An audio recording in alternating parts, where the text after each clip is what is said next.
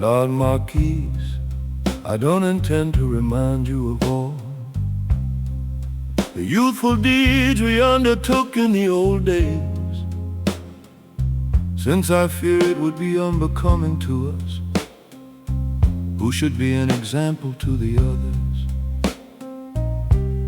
However, such exploits were so noble that no man in his youth can hope to perform better, since it is a matter of utmost importance for a young nobleman to decide whether he wishes to achieve or renounce a great glory. Like you, Lord, who from the very beginning wanted to increase your reputation to such a degree that you made yourself and me be praised everywhere, you as a Lord and me as a novice in arms.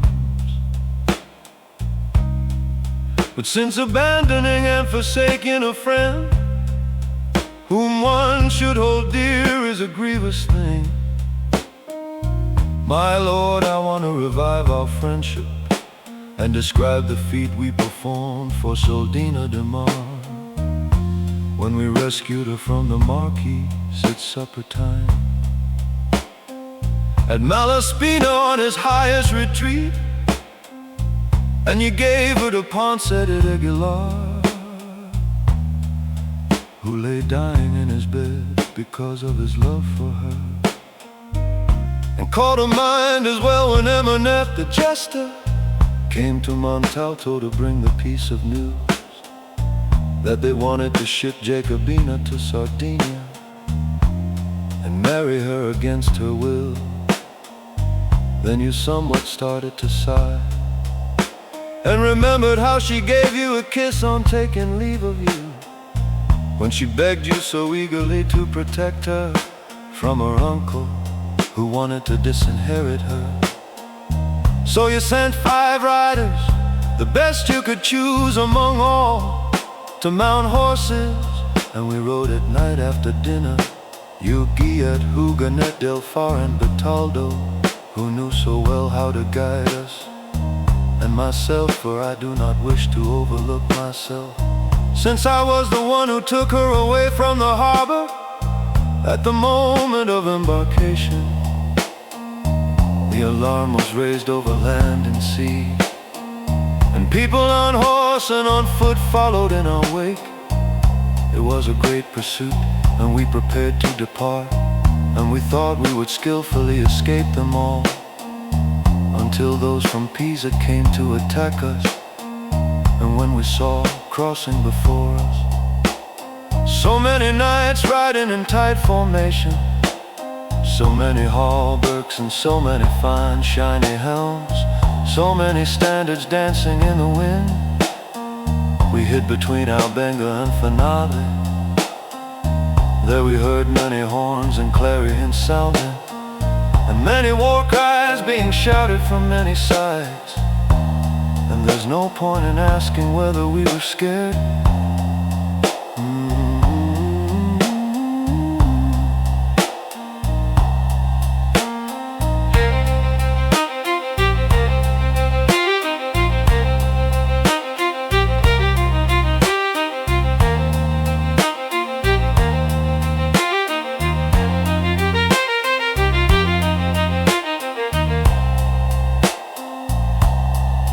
We remained 2 days without drinking and eating, when the 3rd came and we resolved to break out.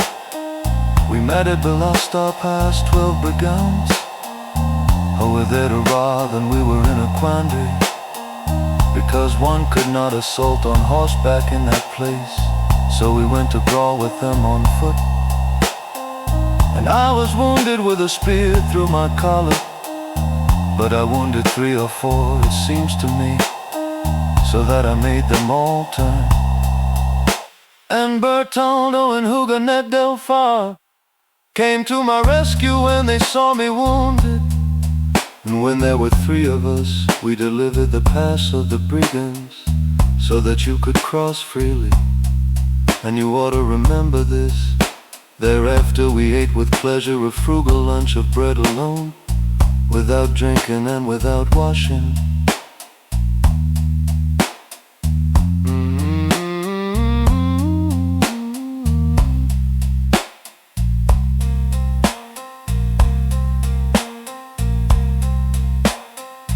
In the evening we reached Courtclar and Sir Aesio, who was so overjoyed and wanted to honor us so much that he would have had with his daughter the fair-faced Éclateur lie with you had you suffered it.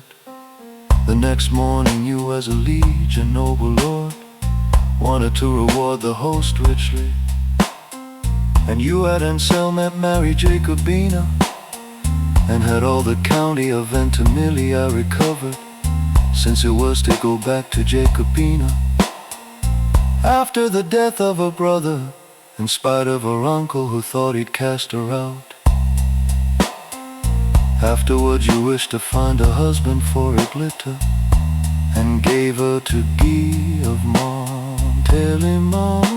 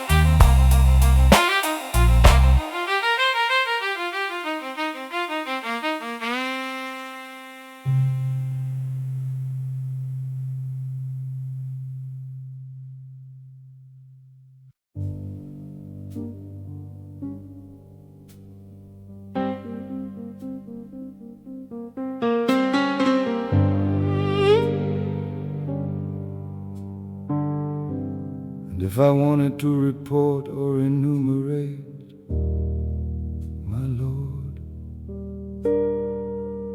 the noble deeds I have seen you perform, I could bore us both, me in the talking and you in the listening.